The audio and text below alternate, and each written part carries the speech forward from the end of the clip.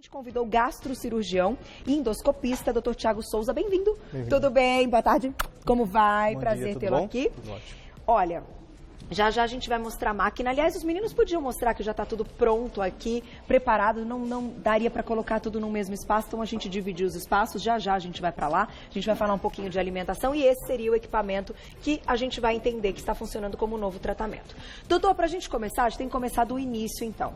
Até para entender o porquê é um tratamento hoje que veio para revolucionar e que vai ser aí algo importantíssimo para quem sofre com refluxo. Como é que a gente caracteriza e diagnostica o refluxo? Então, a doença do refluxo, ela acomete hoje 20% da população brasileira e nós temos algumas opções de tratamento para ela, né? O diagnóstico dela é muito simples, baseia-se principalmente na queixa do paciente, nos sinais e sintomas que ele apresenta e, na maior parte dos casos, você precisa associar algum método de diagnóstico. Tá. O principal seria a endoscopia, a pH-metria e a manometria. Com isso, você fecha o diagnóstico desse paciente e inicia o tratamento, as possibilidades de tratamento. Os principais sintomas quais são? É azia, queimação, uma dor no peito, sensação de que o alimento está voltando, principalmente quando você deita, tosse seca, que são sintomas respiratórios. O refluxo pode acometer não só o esôfago, mas também subir para a boca, dor de garganta, irritações. Então, tudo isso contribui para o diagnóstico do paciente. Quando o paciente chega com essa queixa, você já tem a ideia de que provavelmente ele está tendo um refluxo, mas você precisa confirmar para poder iniciar o tratamento. Ter uma vez ou outra um refluxo ou por algum alimento, enfim, por alguma situação pontual é uma coisa. Sim. Ser diagnosticado, então, e ter o problema, e que, claro, é o que a gente vai, inclusive, falar do tratamento, é outra. Então, quantas vezes por semana, ou como a gente pode colocar aí para ter a indicação e se considerar um problema de refluxo? Claro. O refluxo ele é fisiológico, ele acontece em todos os tipos de pacientes, mas esse refluxo fisiológico não causa dano, não causa perda de qualidade de vida, não é considerada a doença do refluxo. Tá. A doença do refluxo precisa se ter o sinal e o sintoma pelo menos 2 vezes por semana por um tempo prolongado. E aí você fecha o diagnóstico junto com os exames e inicia um tratamento para o paciente. E a alimentação também está envolvida. Sim, é um dos principais fatores que contribui para o refluxo é a alimentação. E aquela válvulazinha também, né? Sim, a perda da válvula, a perda do esfíncter, ou então o enfraquecimento da válvula e do esfíncter contribui diretamente para o refluxo. Doutor, como é que a alimentação, então, pode influenciar no refluxo? Por quê? Né? Ela vem associada, então, com um problema que a pessoa tenha nesta válvula. Sim. Ou alguns simples alimentos já podem fazer com que esse refluxo aconteça? Então, tem diversos alimentos que estão relacionados com o refluxo, porque eles agem diretamente no relaxamento desse músculo. Tá. Então, se a pessoa já tem uma fraqueza do músculo e ainda ela contribui com uma alimentação que mesmo que não seja considerada errada, mas talvez seja no momento errado, o refluxo tende a ser mais sintomático ou em maior quantidade. Tá. Então aqui nós temos os principais alimentos relacionados com refluxo. Então seria o café, o chocolate, o uso de bebidas alcoólicas ou de refrigerantes, a pimenta, o pão branco, porque o pão integral não está associado com refluxo. Então é a farinha branca mesmo. A farinha branca. Então, se a pessoa puder substituir pelo tipo integral, seria melhor para o tratamento ou até mesmo para não ter o sintoma ou a queixa do refluxo. Seria mais interessante. Bebidas alcoólicas também, né? Podem estar. Alcoólicas e refrigerantes. Aí o tipo de bebida alcoólica são todos os tipos de bebida alcoólicas. Tem pacientes mais sintomáticos com vinho, tem pacientes mais sintomáticos com cerveja, que em geral você ingere maior quantidade. Então, isso varia de paciente para paciente, mas todas estão relacionadas assim. Existem pacientes, então, que só controlando a alimentação a gente já consegue solucionar o problema do refluxo? Sim, muitos pacientes você reorientando, reeducando a alimentação, isso é possível. Assim como também a perda de peso. Tá. Pacientes obesos têm uma chance maior de ter refluxo do que um paciente em condições não obesas, nem com sobrepeso. Então, você reeducando, a prática de exercício físico, tudo isso contribui para o tratamento do refluxo, sim. E não é indicado que aquele paciente que esteja sofrendo com refluxo, cada vez que ele tem essa sensação ruim que você comentou, tome um remedinho. Porque isso piora ainda mais o refluxo, né? Parece uma sensação imediata de conforto, que está melhorando, mas tem um efeito rebote. Sim. Que são os prazóis da vida. Sim, os IBPs, os omeprazóis, eles podem causar sim um efeito rebote. O paciente não deve utilizar as medicações sem uma orientação médica. Primeiro tem que chegar no diagnóstico, fazer o tratamento, as medidas comportamentais, para depois realmente iniciar com as medicações, que a primeira linha de tratamento no refluxo são as medicações.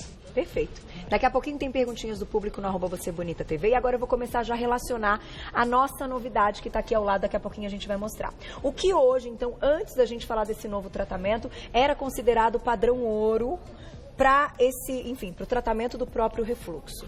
Então, o padrão ouro é iniciar sempre com a medicação, associada a medidas comportamentais e dietéticas. A medicação, as principais são os IBPs, os prazóis, conhecidos popularmente. Bem orientados, né? Bem orientados, com a prescrição médica e orientações. Essas medicações são eficazes em 70% dos pacientes, mas em 30%, mesmo você tomando a medicação de forma correta, você não resolve o problema do paciente, ou seja, a qualidade de vida dele está prejudicada. E aí que entra o novo tratamento. O novo tratamento ou então a possibilidade da cirurgia, a fundoplicatura, em geral laparoscópica. Seriam as duas opções. Vamos para lá para mostrar então? Vamos. Vem comigo, daqui a pouquinho surgirem perguntas aí de alimentação, a gente mostra mais uma vez, tá? Mas pode mandar no @VocêBonitaTV. Então vamos lá. Este aparelho é a novidade, certo? Não, e, gente, é novidade mesmo. Pelo que eu li aí no material que eu recebi, no release, é algo que começou a ser feito agora, assim, há pouco tempo. Sim, no Brasil está disponível há mais ou menos 5 meses. Já é aprovado nos Estados Unidos, na Europa, mas no Brasil chegou há 5 meses. É um tratamento pouco invasivo, ou seja, ele seria o meio do caminho entre a medicação e o procedimento cirúrgico. Então ele é pouco invasivo, feito com uma sedação, mas num ambiente hospitalar, num ambiente seguro. Tá? O tratamento, na verdade, ele tem a função de estimular a musculatura do esfíncter esofagiano inferior a se espessar, a ficar mais forte, a crescer. E também ele dessensibiliza essa musculatura. Ou seja, o paciente, além de ter o benefício de um esfíncter mais forte, de uma hipertonia desse esfíncter, também tem uma perda da sensibilidade nessa região. Então, tudo isso contribui para o tratamento. O tratamento não quer dizer que o paciente vai ficar livre da medicação, mas sim livre do uso diário da medicação e com qualidade de vida, tendo um sono tranquilo e um despertar mais favorável. Olha só, vamos colocar então, a gente tem uma ilustração que mostra o que acontece então, como o aparelho funciona. Vamos dar uma olhadinha nas imagens, você vai explicando pra gente, doutor. Depois a gente coloca na realidade aqui. Então sempre é feita uma endoscopia no paciente, você localiza a região e passa o balão. O balão tem diversas agulhas, essas agulhas penetram na musculatura do esôfago e por ondas de radiofrequência, gerada por esse gerador, estimula o crescimento. O crescimento não é imediato, demora de 2 a 4 meses e com isto o esfíncter fica mais forte. São feitas diversas etapas, sendo 4 no esôfago e 2 no estômago, em diversas posições. Então, o tratamento é feito de forma circunferencial em toda a musculatura do esfíncter esofagiano inferior, que é o local do problema. Na musculatura. Então, nesse caso, a válvula... Você pode fazer o tratamento em pacientes que já foram operados também. Tá? O esfíncter esofagiano inferior é a nossa válvula natural, mas tem as válvulas artificiais que é feitas pela cirurgia. Entendi. Só que a cirurgia também perde eficácia em 8 a 10 anos. Então você pode fazer esse tratamento em pacientes já operados. Que interessante. Nossa! Porque, no fundo, até a gente não está ilustrando aqui o que acontece no refluxo, mas você pode comentar. Eu vou dar um recado e já volto para a gente falar sobre isso. Porque até para as pessoas entenderem que é a volta do suco gástrico. Sim. E por que ele volta? Então, por que alguns alimentos dão essa sensação, essa azia e essa volta? E algumas pessoas têm problemas diretamente ligados à válvula e que aí não tem jeito, é só com a cirurgia. Exatamente. Voltamos para falar, então, antes até... para o pessoal de casa entender a diferença e quando, então, não existe outra forma de tratamento que não a cirurgia. Queria que a gente não tenha aí como ilustrar com essas imagens, mas até para o pessoal de casa entender. Quando a gente se alimenta, vai ter a digestão e é produzido suco gástrico. Perfeito. Certo? Perfeito. O que, por exemplo, o refrigerante faz que ele é um alimento que pode aumentar, então, o refluxo? Então, o refluxo é quando o conteúdo do estômago ou da porção inicial do intestino retorna para o esôfago. Certo. Tem vários alimentos que favorecem isso. Um deles é o refrigerante. Naturalmente. Naturalmente. Então, o refrigerante tem uma série de conservantes, que são substâncias agressivas. Tem gás, então estufa. E muitas vezes ele é tomado durante a refeição. Então, você enche muito o estômago e quando você tem uma fraqueza da barreira natural, que é a transição do esôfago para o estômago, isso pode voltar e agredir seu esôfago. E que este tratamento vai exatamente enrijecer essas barreiras. Isso. Que é a parte muscular. Exatamente. O tratamento com a radiofrequência, ele trata somente a musculatura do esôfago. Certo. Não causa nenhuma outra agressão em nenhum outro órgão. Não muda a anatomia nossa. Então, é um tratamento que permite que o músculo se espesse, dessensibiliza essa região e caso o paciente no futuro retorne com algum problema de refluxo, ele pode ser operado normalmente, porque não mudou a anatomia do paciente. E ele pode fazer mais de uma vez esse tipo de tratamento, a radiofrequência? Sim, é um tratamento que tem uma taxa de sucesso de 84% em 4 anos. Isso chega até 10 anos em 70%, 75%. Olha que bom. Então é um tratamento duradouro. Mas caso volte os sintomas, os sinais e sintomas, pode repetir normalmente sem nenhum problema. Tá, e vamos começar a colocar perguntinhas do público. Ótimo. Já já a gente volta com mais dúvidas aqui do estúdio também. Na tela, quem escreveu pra gente, olha lá. Obrigada, Thalita, um beijo. Como aliviar o refluxo e a azia durante a gestação? Ai, que pergunta boa. Tá gravidinha? Beijo pra você, parabéns, que legal. Oh, notícia boa. Então, a gestação, um dos principais problemas é o refluxo. Ocorre porque você aumenta a pressão intraabdominal e essa pressão exercida sobre o estômago faz com que o alimento e o líquido volte. Certo. Para aliviar, é realmente ter uma dieta mais saudável, seguir a orientação do nutricionista, não comer perto da hora de dormir, tá? Pelo menos 3 horas antes do deitar. E fora isso, tomar os cuidados normalmente. Exercício físico, dieta saudável, evitar refrigerante, bebidas alcoólicas, coisas que não são tão naturais e que propiciam refluxo. Evitar chocolate, café, tudo isso vai contribuir. Então, na gestação, a solução realmente é a dieta, exercício físico e não comer antes de deitar. E aquela dica para dormir mais levantadinho, isso ainda é algo em protocolo de vocês? Para pacientes que são muito sintomáticos, você eleva a cabeceira em torno de 45 graus, mas isso por si só não resolve totalmente o problema, ele alivia momentaneamente, mas a qualidade de vida do paciente durante o sono não é a mesma. Então o ideal mesmo é você iniciar o tratamento por refluxo para depois poder dormir numa posição normal, uma posição mais natural. Tá, mas ajuda bastante. Porque na gravidez já não tem muita posição, né, Thalita? Exatamente. Mas a dieta pode funcionar. Antes de colocar mais uma perguntinha, então vamos mostrar como o aparelho funciona na real, né? A gente mostrou com as imagens, mas aqui então tem um display que é o que vai ser programado para cada paciente. Exatamente. Esse aqui é o gerador, esse aqui é um aparelho permanente, ou seja, não é trocado em cada paciente. O que é trocado em cada paciente que é descartável é o catéter balão. Certo. Nesse catéter balão você tem as agulhas. Talvez eu consiga mostrar com detalhe as agulhas. Estão aqui nessa região, no meio do catéter balão. Tá? E essas agulhas é que penetram o esôfago e que estimulam. Tá? Essa estimulação é toda lida pelo gerador com muita segurança. Ele desarma as agulhas caso a temperatura eleve muito, caso a impedância se eleve, então ele desarma, então é um tratamento muito seguro. E você faz várias etapas, 4 no esôfago, 1, 2, 3, 4 e 2 no estômago. E cada etapa no esôfago você vai rodando o catéter, então vai tratando em diversas posições. Que é aquilo que a gente viu nas imagens. A gente consegue rodar as imagens, dividir tela e rodar ao lado para a gente visualizar tanto aqui, né, no estúdio, como quando está internamente. Olha lá, é isso que você falou, ele Exatamente. gira. O balão é posicionado, a gente faz algumas medidas individualizadas para cada paciente, então o paciente direcionado de forma individualizada. Cada tratamento é de uma forma para cada paciente. E são várias etapas, então todos esses pontos brancos que nós estamos vendo são as áreas de tratamento, sempre na muscular do esôfago, que é a região, na verdade, doente, a região que precisa ser tratada.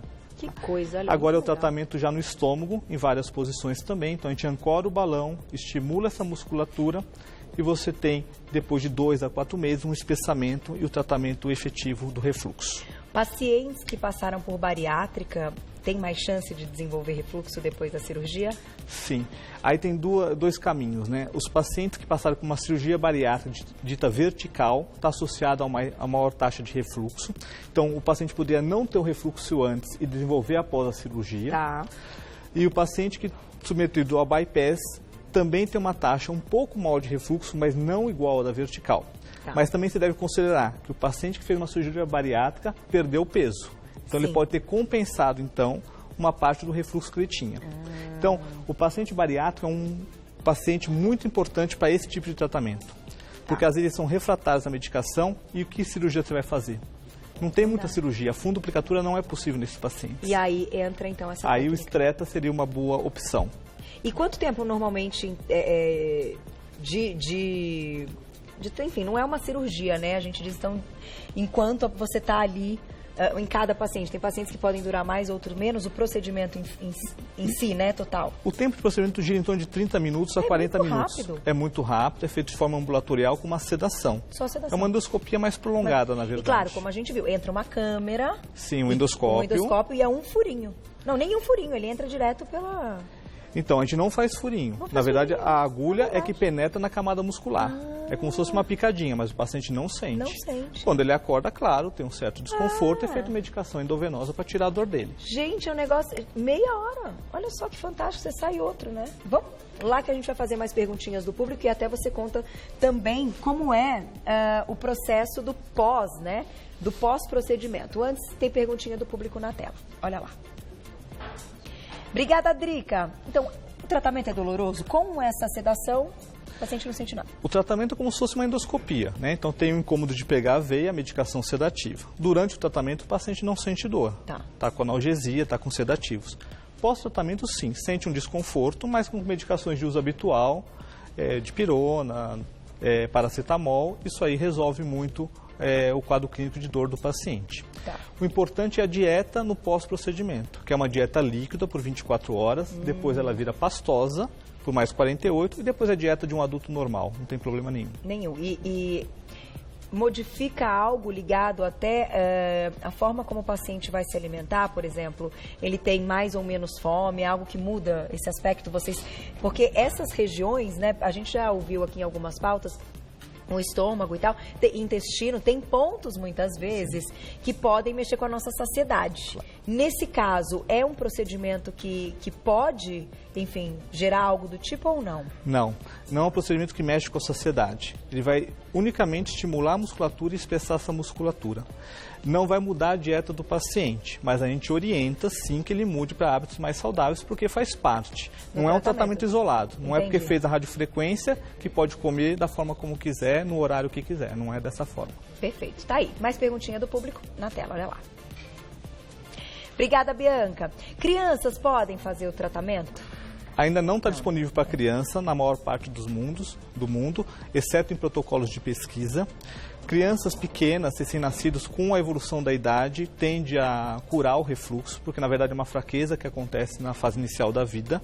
E adolescentes, aí ainda não está disponível esse método, seria as medicações ou então o tratamento cirúrgico. Mas acredito que em breve os protocolos realmente liberem para adolescentes. A partir de que idade, então? 18 anos. 18 anos. Mas não tem um limite de idade. E o pós, então, é o cuidado com a dieta que você explicou e depois vida normal? Vida normal. Pode praticar atividade física, tudo normal? Deve praticar atividade física e retornar ao trabalho no dia seguinte. Muito sem nenhum problema. Tá aí. Mais perguntinhas. Olha lá. Obrigada, Sandra. Um beijo. Quando faço abdominais, sinto um incômodo na região da barriga. Pode ter alguma ligação com o refluxo? Pode. Porque quando faz o exercício abdominal, ele aumenta a pressão na cavidade abdominal e força que o conteúdo no estômago suba para o esôfago. Então pode, tá? Mas parece, pela pergunta, que é algo momentâneo durante o exercício físico. Então, evitar ingerir muito líquidos antes de abdominais, durante o exercício sim, mas não imediatamente antes do abdominal. Isso vai ajudar um pouco no sintoma que ela está apresentando. E eu vou deixar uma perguntinha para você do público e uma minha, tá? Na tela, mais uma. Obrigada, Ju. Esse tratamento tem alguma contraindicação, você já me conta? E aquele lance de beber líquido enquanto a gente está se alimentando, se isso também aumenta a chance do refluxo? Sim, existem algumas contraindicações e uma das contraindicações é até a pergunta do ouvinte, que é a gestação. Então, durante a gestação você não pode fazer o tratamento, mas após a gestação, término da gestação, você poderia fazer o tratamento com a radiofrequência sem problema. Outras contraindicações seria hérnia de hiato grandes, em geral maior que 3 centímetros. Tá? Qualquer área de estenose no esôfago, você não consegue passar o balão. Qualquer suspeita de câncer, de neoplasias.